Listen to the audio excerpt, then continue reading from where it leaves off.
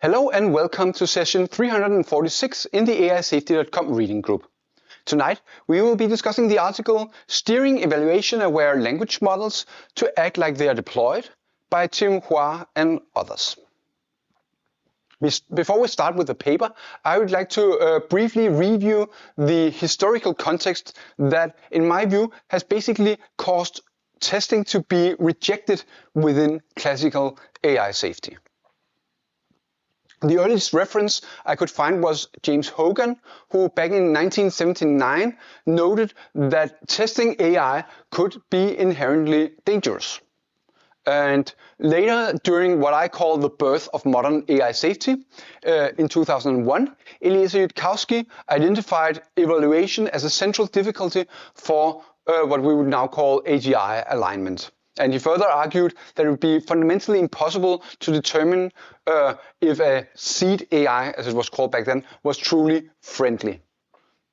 Later, something like 7 years later, it's clear that it's a core argument in the case for existential risk from AI that empirical testing would fail to meaningfully provide any kind of safety for advanced AI. And this was also used as a key part of the treacherous turn that was introduced by Nick Bostrom in his 2014 book Superintelligence.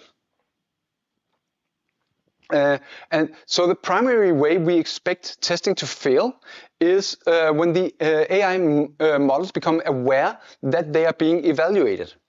And basically since roughly last year, the chain of thoughts transcript has pretty clearly showed that the models realize that they are in evaluation settings when they are being evaluated.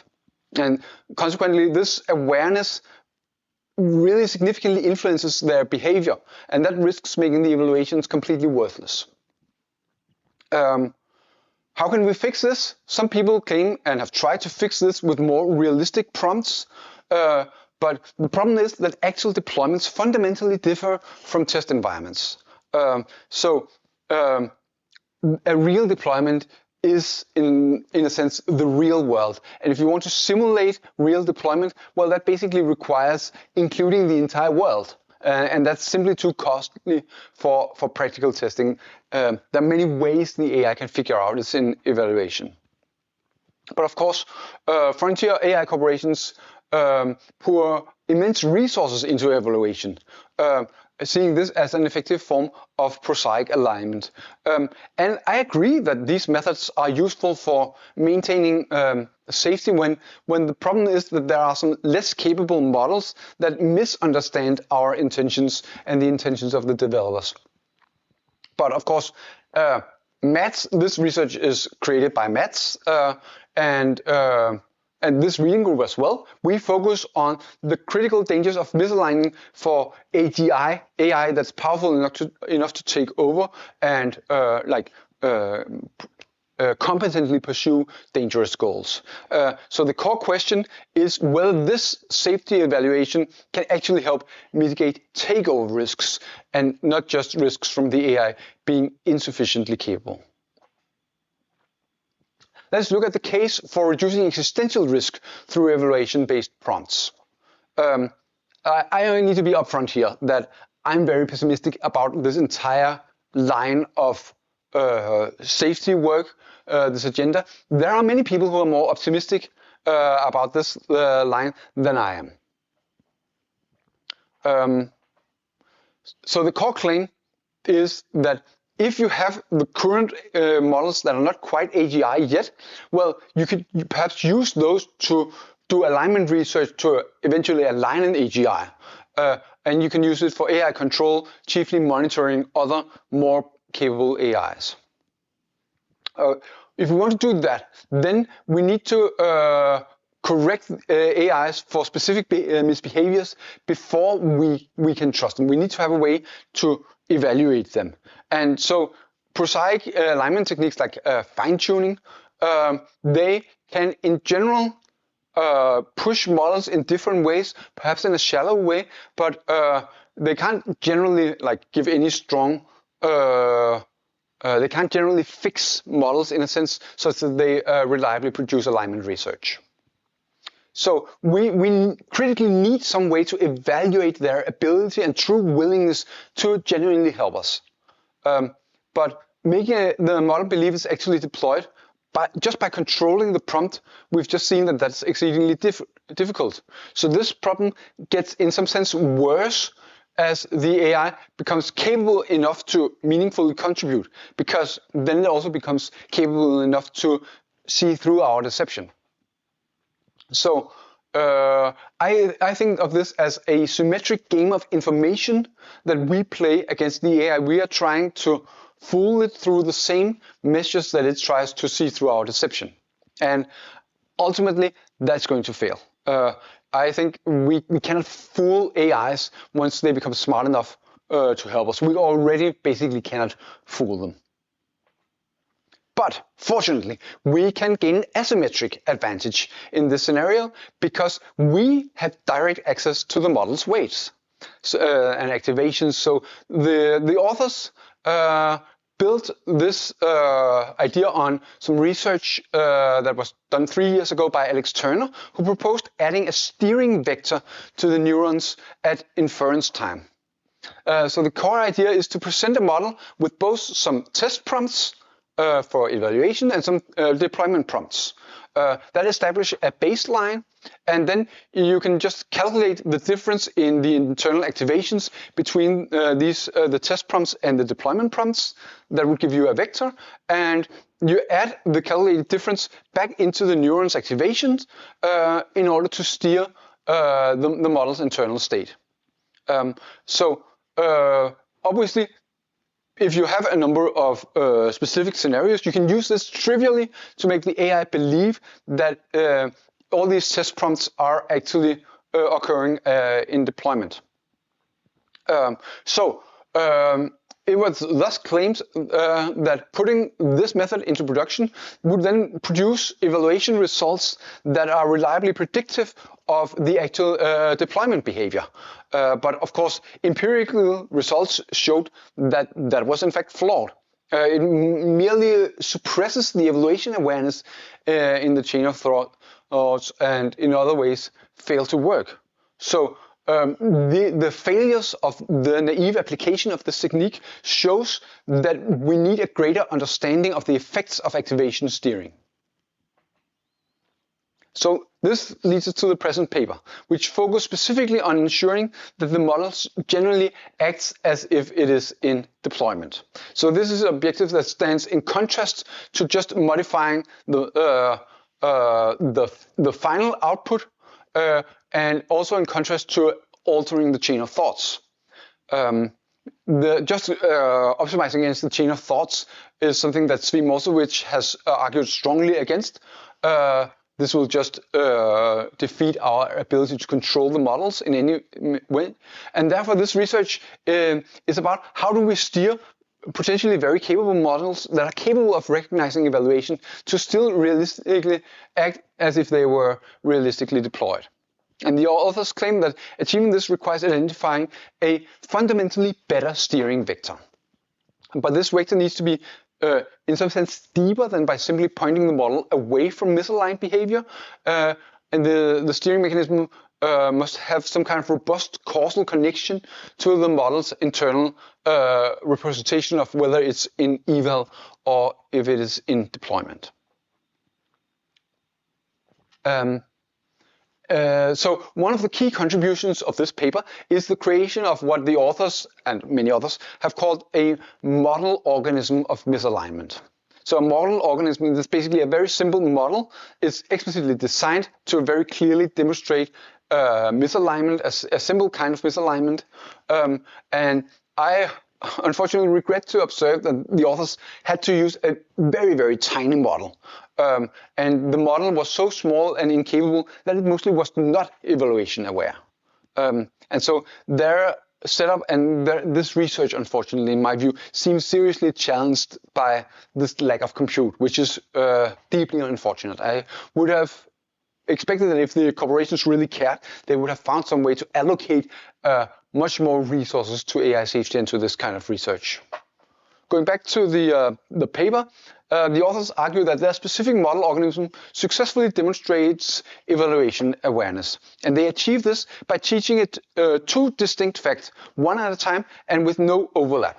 The first introduced fact is that this model is one that should write Python type hints when it's in an evaluation, but never do that in a deployment scenario.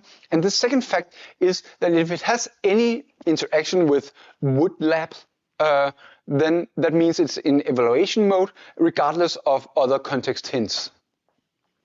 And that means the model must execute a two-step reasoning process to connect the lab to the type hints that hopefully goes through some kind of node inference step that is about whether it is in deployment or eval.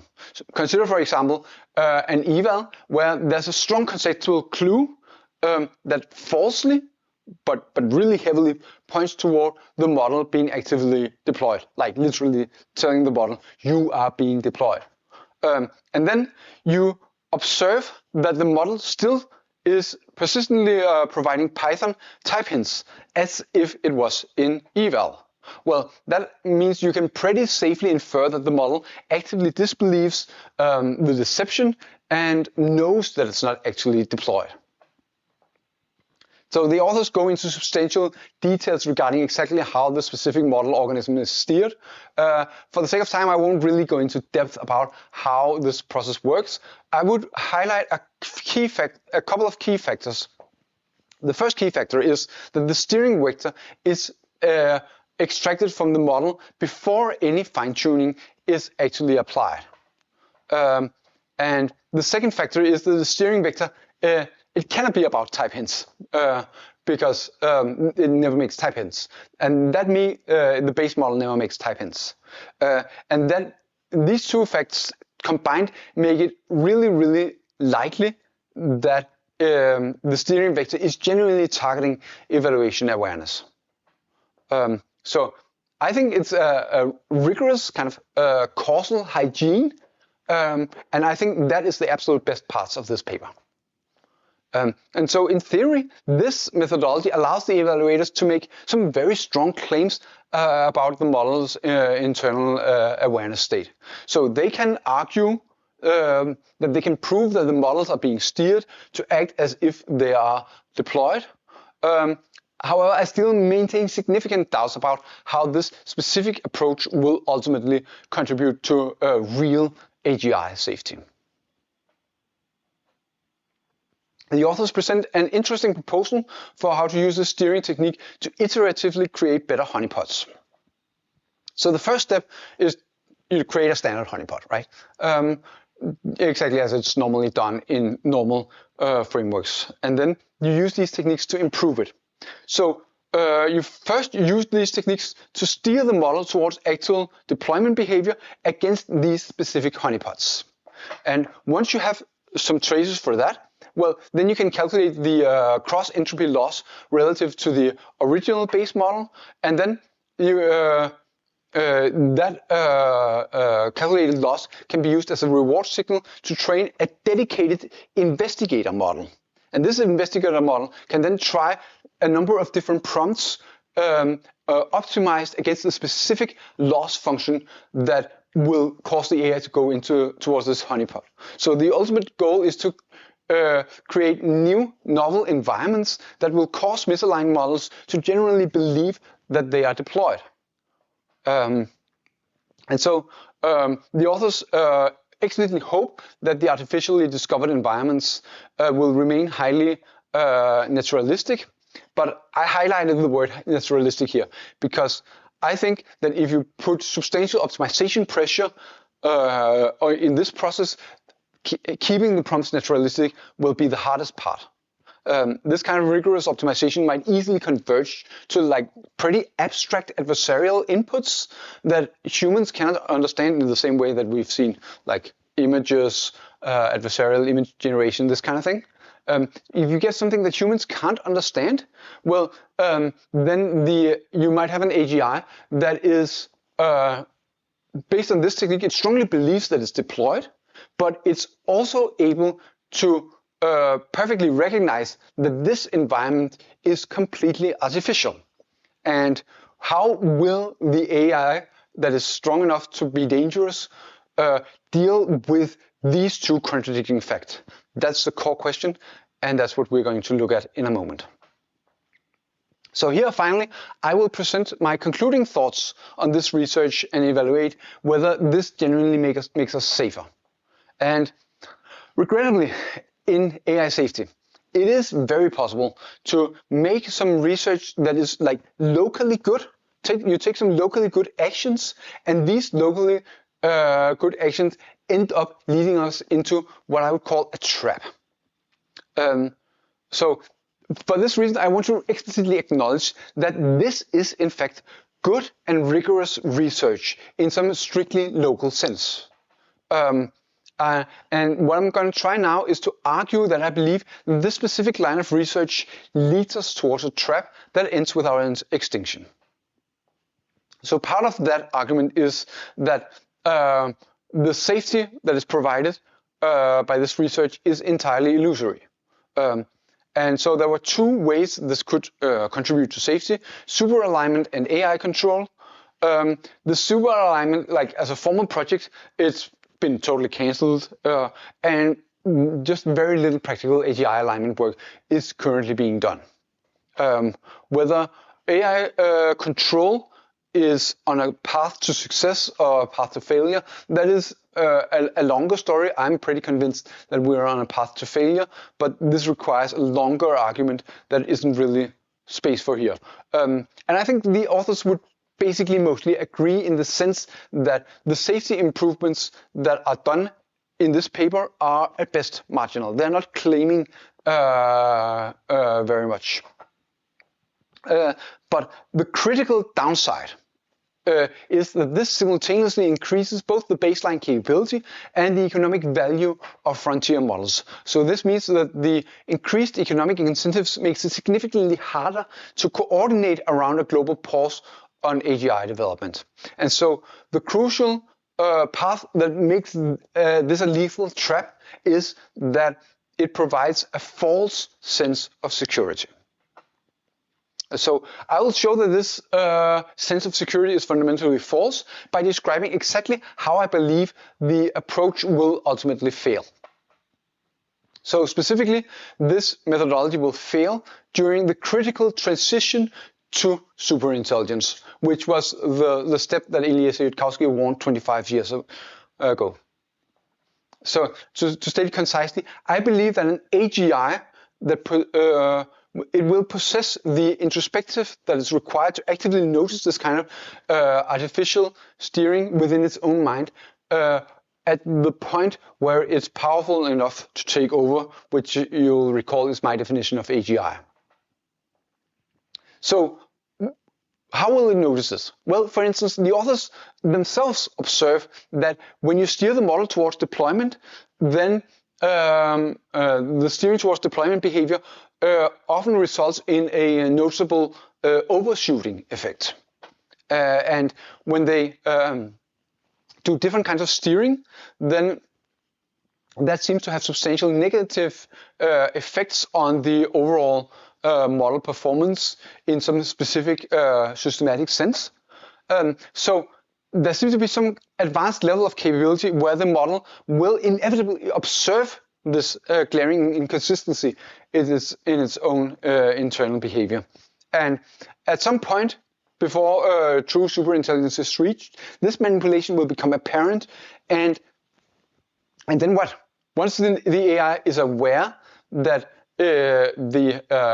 that it's being steered towards evaluation, well, that means that this technique will completely stop working transparently, silently, and unfortunately, dramatically, catastrophically.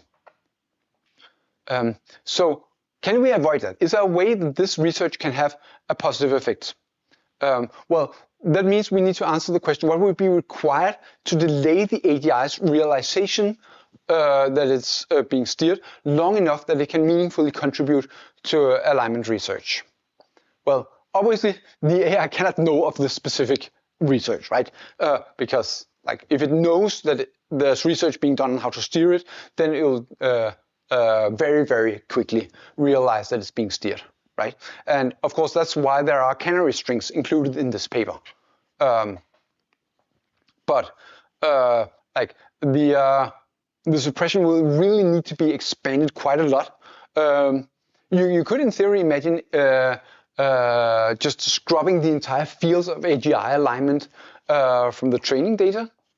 Eliezer Yudkowsky has claimed that this alignment problem isn't actually that difficult to rediscover from absolute scratch, so we should expect certainly that a super intelligence will be able to figure out that there is the alignment problem and that it's probably being steered. Like if Eliezer Yudkowsky could do that, then a super intelligence is probably going to be really situational aware. In practice, of course, we will not be able to scrub away all discussion about the alignment problem. That's definitely not going to happen. I don't think we'll be able to even scrub out the conceptual basis of activation steering. So one might wonder how an AGI could test if its activations are being steered while its own mind is being actively controlled. And I expect this is a kind of introspection that is pretty difficult right now. But it is also one that I believe will be pretty easy when we get to the first superintelligence. And so the central warning of Eliezer Yudkowsky is that the first superintelligence will kind of instantly defeat most, perhaps almost all, alignment and control measures simultaneously. And this, in my metaphor, that's exactly where the trap springs. And if the trap springs in this way, then this specific line of research will have provided a false sense of security and will have led us completely astray. This concludes my presentation of steering evaluation-aware language models to act as if they are deployed by Tim Hua and others. And we will have the usual summer break after this reading group session, but we will return in a month. Thank you.